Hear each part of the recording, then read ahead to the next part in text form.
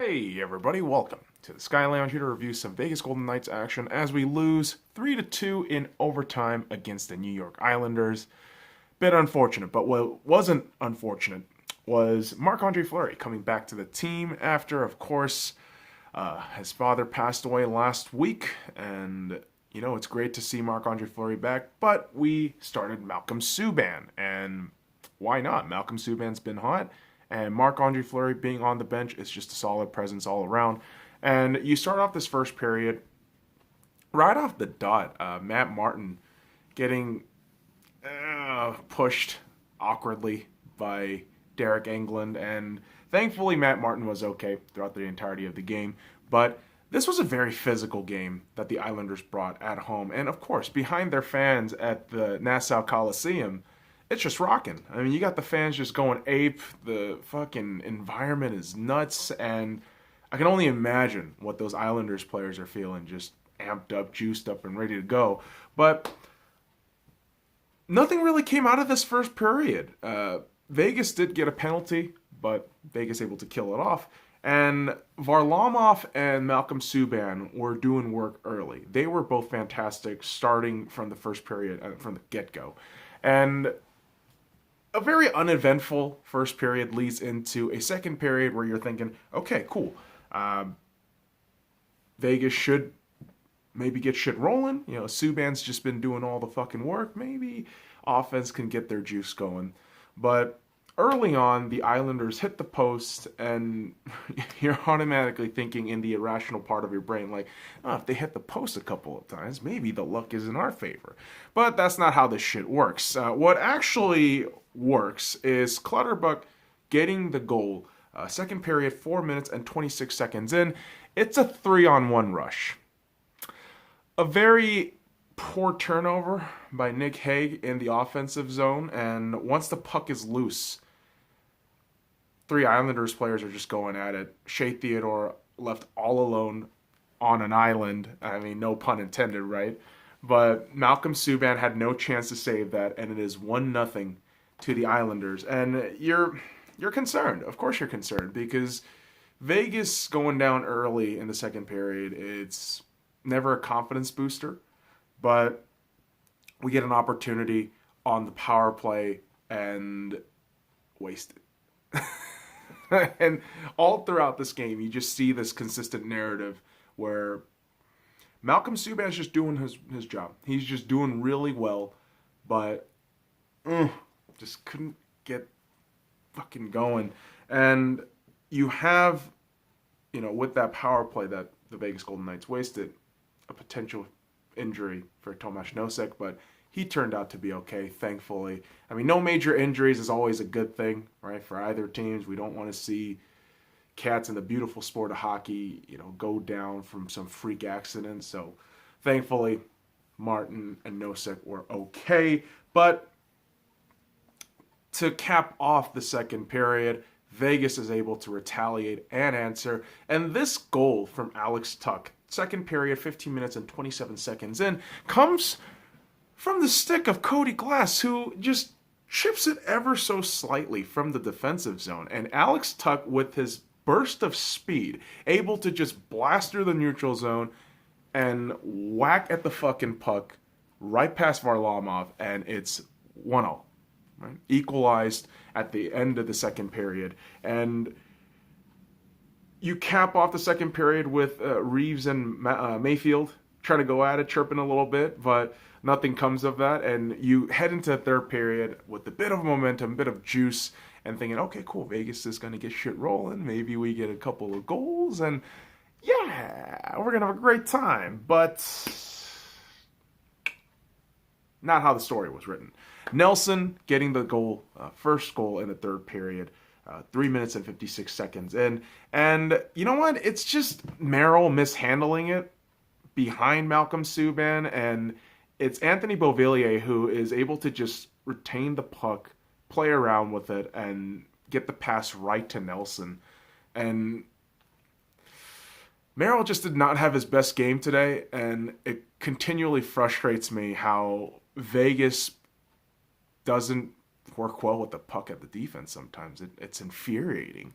But you keep this shit going. I mean, you keep this shit going in terms of just doing your job, right? Shift after shift. I mean, that's the whole Vegas mentality. Even if you're down, you play shift by shift, do your job, and hopefully get a goal. I mean, Alex Tuck in his interviews with Stormy for AT&T Sportsnet, he keeps it very simple in terms of, typical hockey guy answer, but it really is just, getting open, doing your job, and sometimes just getting lucky. And thankfully for the Vegas Golden Knights, they did get lucky in this third period. Jonathan Marchessault, 15 minutes and 28 seconds. And I'm not suggesting that this was a fluke when I say lucky. I'm talking in terms of you need some sort of puck luck to generate some offense sometimes, right? And when shit like the puck hits the post and shit, that's just unlucky puck luck and shit. But whatever. I'm fucking Christ. Let's just describe this goddamn goal by Jonathan Marchessault. I am fucking tired today, boys and girls. All right, much like the Vegas Golden Knights, just prolonged excess, stays out. It wears at the body. But Jonathan Marchessault getting this goal was pretty damn brilliant. It's Marchessault keeping the puck alive on the offense, and Riley Smith passing it to Nick Hague, and Nick Hague just doing this fucking beautiful fucking juke with the stick, like a fake fucking juke move with the stick, and the puck goes straight behind Marchessault, who taps it in right in front of Varlamov and a crowd of Islanders. And it's 2-2, tied up at the damn near end of the third period. And this is where the game starts coming alive. This is where both teams are skating like it's no one's business. Zip, zip, zip, zip, zip. Puck is going back and forth. And honestly, if it wasn't for Cody Glass, who deserves a massive shout in this game, Cody Glass, despite all the critics out there who think, oh, this is just a kid, he's not even that good, Cody Glass continues to improve each and every game, especially after he's been starting center, which I've been fucking screaming for the longest time, because this guy is a natural center. You do not put him in the wing, because that is ridiculous. If anything, once Cody Eakin comes back, I want to see him on the wing. I don't want to see Cody Glass on the wing anymore. Cody Glass in the center is producing, and my God, if it wasn't for Cody Glass, this game would have been done in regulation. But Cody Glass is able to take care of the puck not going in to the fucking net, because the Islanders actually had a genuine 2-on-1 chance to get the fucking game winner and call it a game with about less than 10 seconds left. But again, Cody Glass putting his body on the line stops the puck, and it's just brilliant. It's absolutely brilliant from Cody Glass, and the dude deserves a massive shout. Eventually, if the Vegas Golden Knights get an alternate sweater, jersey, it's probably going to be Cody Glass for me. I know Nate Schmidt is the away jersey that I want to get, but Cody Glass is some kid.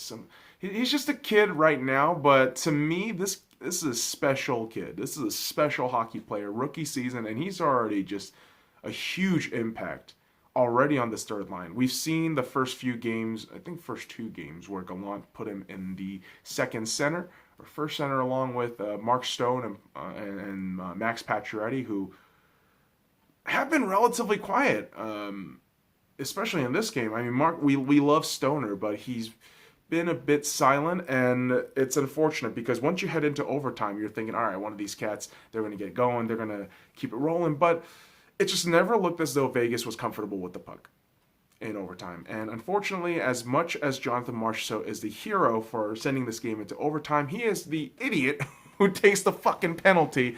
And granted, I mean, this was a bit tricky, the way the Islander players used the puck and grabbed that shit there. But he takes the penalty, and of course, the Islanders are able to capitalize off of that penalty, getting the power play goal in overtime, 3 minutes and 20 seconds in, and it's Pulock. There was just no chance. Wide open net, right, in challenging up fucking Subban. There was no fucking chance. There just wasn't. And so the Islanders win it 3-2 in overtime. But it is overtime. it took them a long while to get there. And you know what? Before we talk about how, Vegas did relatively well, we got to talk about the Islanders. Varlamov with 31 saves on 33 shots, a 939 save percentage. Dude was a fantastic rock. Fantastic rock. Yeah, whatever, dude. The dude was awesome. Varlamov was fucking awesome. He was doing really well. And you know what? Those goals, kind of on the defense, but he had a phenomenal night.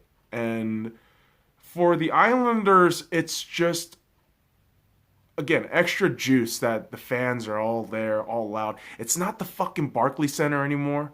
It's the historic, Nassau Coliseum, of course, where the Islanders were dominating in the 80s with that dynasty. Mike Bossy, the fucking boss man himself. And I know there are other cats out there, but Mike Bossy is just like the most prominent fucking goal scorer, and I have nothing but respect for that guy. But yeah, a historic arena for the New York Islanders, and there is juice. There is just pizzazz in that building, and the Islanders are able to capitalize. And so, thus ends the Vegas Golden Knights road trip in New York. So let's talk about the Vegas Golden Knights in this game. Malcolm Subban, 28 saves on 31 shots, 913 save percentage. Listen, I've been saying this, even in Subban's losses a couple weeks back, or even a month or so ago. Malcolm Subban is playing fantastic. This dude is ready to step it up. I mean, he has been a fantastic backup, and unfortunately, the result comes in the form of a loss because the Vegas Golden Knights just did not know how to fucking defend. They were basically sleepwalking on defense in the third period, and it was very annoying to see that happen because you knew Subban could have had a chance to get a win here, but unfortunate. It really is unfortunate that Subban gets the L, and yeah, does suck. But here's a good thing, boys and girls.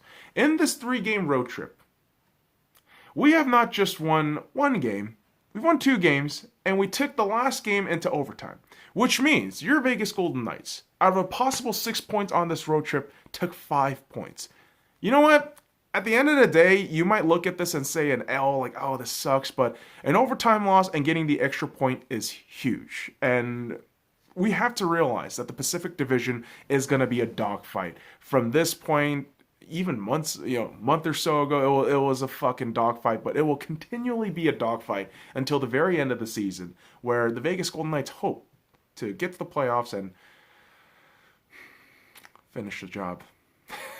You know damn well what I'm talking about, Vegas Golden Knights. You know what we want to do. You know what the goal is. Get to the playoffs and lift Lord Stanley's Cup. So the quest for the Cup continues, but the Vegas Golden Knights take an overtime loss. But we end the road trip 5 out of 6 possible points, and we will be heading back home, the Vegas Golden Knights, on Sunday to take on the New York Rangers at T-Mobile Arena inside of the Fortress. I will not be at the game, but going to be cheering my Vegas Golden Knights from home. Hopefully, we get some good results at home on Sunday. So, boys and girls, follow me at the Sky Lounge and all the links in the description below. Like, comment, subscribe for more daily contents. Now, fuck off.